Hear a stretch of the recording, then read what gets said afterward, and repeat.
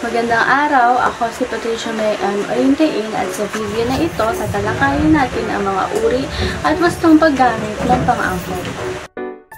Ang talakayan na ito ay mayroon lamang dalawang layunin.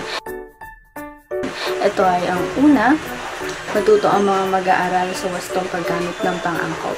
At ang pangalawa naman ay malaman nila kung kailan na dapat gamitin ang mga iba't ibang uri ng pang-angkop. Ngunit ano nga ba muna ang pang-angkop? Ang pang-angkop ay mga salitang nag-uugnay sa panuring at tinuturingan. Ibig sabihin, ito ang nag-uugnay sa salitang naglalarawan at sa inilalarawan nito. Ito rin ay mga salitang ginagamit upang maging mas magaan o madulas ang pagkakabanggit o bigkas natin sa mga salita at parirala. Mayroon tayong tatlong uri ng pang-angkop. Ito ay ang mga pang-angkop na, NG at G. Ngayon naman, dumako tayo sa pagtalakay sa tatlong uri ng pang-angkop. Unahin natin ang pang-angkop na NG. Kailan nga ba natin dapat na gamitin ito?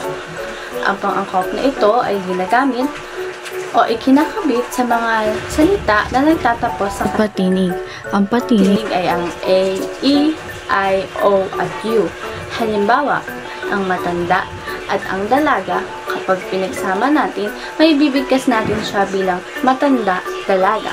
Kapansin-pansin na tila may kulang o hindi kompleto ito. Kaya upang maging mas magaan o madulas ang ating pagkakabigkas, nadagdagan natin ito ng pang-angkop na NG dahil ang matanda ay nagtatapos sa patinig na A. Pagkatapos natin ito kabitan ng pang-angkop, ang matanda-dalaga ay magiging matandang-dalaga.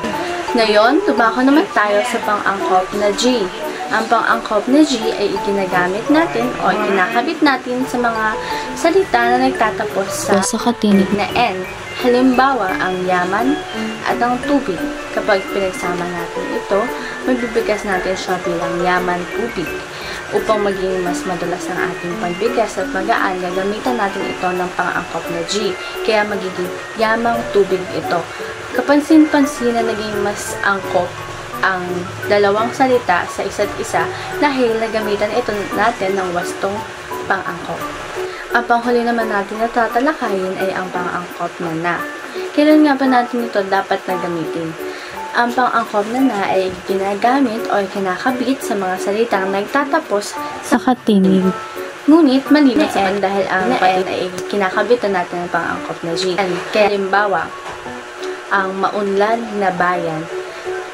Ginamit natin ang pang-angkop na upang pagdugtungin ang maunlad at ang bayan, upang pagdugtungin ang ating panuring at tinuturingan. At narito naman ang ilan pa sa mga halimbawa ng pangungusap na may wastong paggamit ng pang-angkop.